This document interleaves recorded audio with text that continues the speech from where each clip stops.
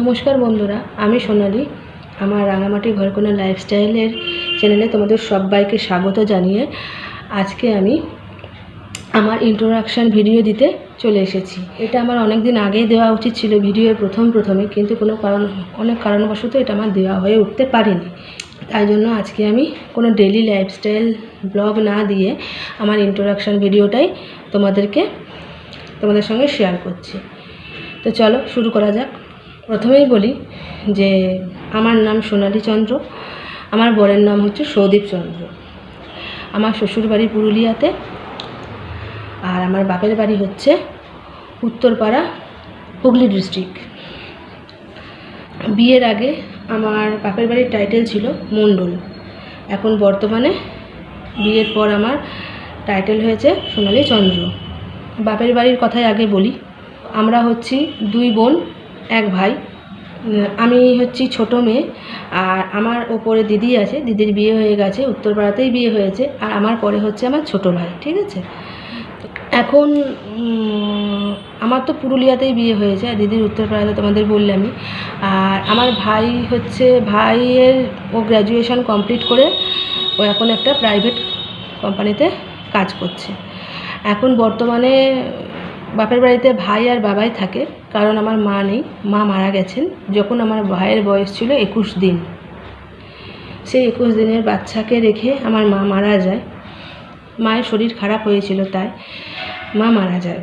আমাদের হচ্ছে love marriage. 2016 সালের এপ্রিলে বিয়ে হয়েছে, আর এই 2024 এপ্রিল আসলে আমাদের বিয়ের 8 বছর সম্পূর্ণ হবে। আর বিয়ের আগে আমাদের সম্পর্ক ছিল 7 বছরের। তো মোট সব মিলিয়ে 8 আর 7 15 বছরের আমাদের এই একই সাথে পথ চলা। আমার মা যখন মারা যান তখন আমি ক্লাস 8-এ পড়তাম, আর আমার দিদি ক্লাস 9-এ পড়তো। আর বললামই তো, আমার ভাইটা 21 দিন বয়স ছিল।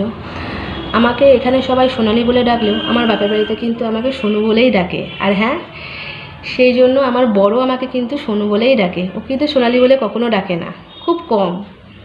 এই গেল তো বাপের বাড়ির কথা। এবার শ্বশুর বাড়ির কথা বলি। শ্বশুর বাড়ি হচ্ছে আমার পুরুলিয়াতে, তোমাদের তো বললামই। এখানে বিয়ের 1 বছর মতো আমি, আমার বর, শ্বশুর শাশুড়ি, দেওর ননদ সবাই একসাথেই থাকতাম।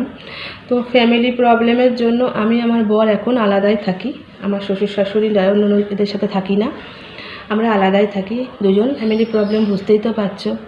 আর আমি সবাইকে নিয়ে থাকতে ভীষণ ভালোবাসি। সেটাই হয়তো আমার দোষ, তাই হয়তো আজ আমাকে আর আমার বরকে একদম ডিটাচে থাকতে হচ্ছে আমার শ্বশুর শাশুড়ি, দেওর ননদ এদের সবার থেকে বা ফ্যামিলি থেকে। ঠিক আছে, কোনো ব্যাপার নয়। আমি গান শুনতে ভীষণ ভালোবাসি, জানো তো। গান শুনতে ভীষণ ভালোবাসি, আমি ঘুরতে ভীষণ ভালোবাসি, পুজো করতে ভালোবাসি, গাছ লাগাতে ভালোবাসি, প্রসাদ বিতরণ করতে ভালোবাসি, মানে আরও অনেক কিছু ভালোবাসি। আমি ড্রেসের মধ্যে শাড়ি, চুড়িদার এগুলো ভীষণ পছন্দ করি। তো বিয়ের পর আমার শাড়ি পরা হয়ে ওঠে না। কোনো অকেশান ছাড়া আমার এমনিতে বা পুজো করতে যাওয়া এই সমস্ত ছাড়া আমার শাড়িটা পরা হয়ে ওঠে না। চুড়িদার পরেই আমি যাই এদিক ওদিক। সময় সুযোগ পেলে আমি অবশ্যই শাড়ি পরি।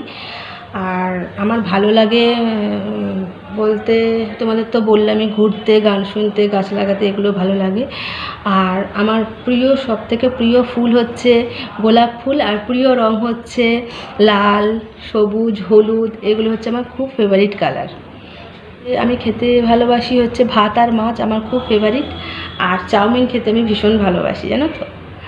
তো যাই হোক, সেটা হোক না ঘরে তৈরি বা বাইরের হোটেলের, যেমনই হোক আমার খুব ভালো লাগে খেতে। আর গান শুনতে বলতে পুরনো দিনের গান, মানে খুব পুরনো নয়, যেমন মাঝামাঝি এরকম সময়কার গান শুনতে আমার ভীষণ ভালো লাগে। এখনকার গান শুনতেও অবশ্যই ভালো লাগে। মিউজিকের সাথে অন্য কিছুর তুলনা হবে না। আর হ্যাঁ, আমি বাচ্চা ভীষণ ভালোবাসি। আমার ছোট বাচ্চাদের সাথে খেলা করতে খুব ভালো লাগে, যেন মনে হয় নিজের ছোটোবেলা ফিরে পাই। তো যাই হোক, আর বিয়ের পর আমরা কোনো রকম বাচ্চার প্ল্যানিং করিনি, বাচ্চা নিইনি এখনও পর্যন্ত। কিছু মানি প্রবলেম বুঝতেই পারছো, আর আর্থিক অসুবিধাটা তো বুঝতেই পারছো। এখন সেই জন্য আমরা এখনও পর্যন্ত কোনো বাচ্চার প্ল্যানিং করিনি। ভবিষ্যতে যদি নিজের পায়ে দাঁড়াতে পারি অবশ্যই আমরা বাচ্চার প্ল্যানিং করব, ঠিক আছে? এই হচ্ছে আমার ভালো লাগা কিছু, না ভালো লাগা কিছু তোমাদের বললাম। আর কি বলবো, আমি একজন অতি সাধারণ ঘরের মেয়ে বলতে পারো। বিয়ের আগে ছিলাম, আর এখন অতি সাধারণ আমি একজন গৃহবধূ, ঠিক আছে? আর আমার বরের কাজ বলতে, আমার বর এখন বর্তমানে গাড়ি চালায়। আগে কাজ করতো, একটা প্রাইভেট স্কুলে টিচারই করতো। তো লকডাউনে কাজটাও চলে যায়, তারপর থেকেই গাড়ি চালায়। পুরো পড়াশোনা বলতে ও গ্র্যাজুয়েশন কমপ্লিট করে নিয়েছে, তারপরে আর পড়েনি। আর আমার পড়াশোনা বলতে আমি মাধ্যমিক পাস করার পর কিছু সমস্যার জন্য আমি আর পড়াশোনাটা কন্টিনিউ করতে পারিনি, ঠিক আছে? এই গেল আমার পড়াশোনা, আমার বরের পড়াশোনা গেল। তো এখন বর্তমানে আমি আর আমার বর এই ঘরটা আমরা তৈরি করেছি। তৈরি করে নিয়ে অনেক কষ্টে, অনেক স্ট্রাগল করেই তৈরি করেছি। একদিন আমাদের লাইফ স্টোরি স্ট্রাগলের কথা তোমাদের অবশ্যই শেয়ার করব। হ্যাঁ, আশা করি তোমাদের ভালো লাগবে। স্ট্রাগলের দিনগুলো মনে পড়লেও আজ কষ্ট হয়। এখনও পর্যন্ত স্ট্রাগল করে যাচ্ছি বন্ধুরা। স্ট্রাগল করার জানি না শেষ আমার কবে হবে জীবনে। স্ট্রাগল করে, তো স্ট্রাগল করতে ভয় পাই না, জানো তো।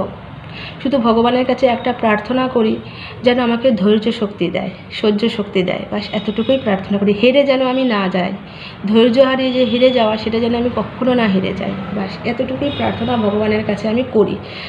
আর সবার সাথে মিলেমিশে থাকতে আমি ভীষণ পছন্দ করি। কিন্তু বলে না, যে যেটা চায় সে সেটা পায় না, আর যে যেটা চায় না সে সেটাই পায়। তো আমারও সেটাই, আমি সবাইকে নিয়ে থাকতে ভালোবাসি বলে তো আজ হয়তো আমাকে আর আমার বরকে ফ্যামিলি থেকে ডিটাচ থাকতে হচ্ছে। আর কিছু আপাতত শেয়ার আমার করার নেই। তো তোমাদের যদি আমাকে নিয়ে কোনো মনে প্রশ্ন থাকে অবশ্যই তোমরা আমাকে কমেন্টে বলো, আমি অবশ্যই সেই তোমাদের কমেন্টের উত্তর দেবো বা উত্তর দেওয়ার চেষ্টা করবো, রিপ্লাই দেওয়ার চেষ্টা করবো, ঠিক আছে? আজকে এই পর্যন্তই।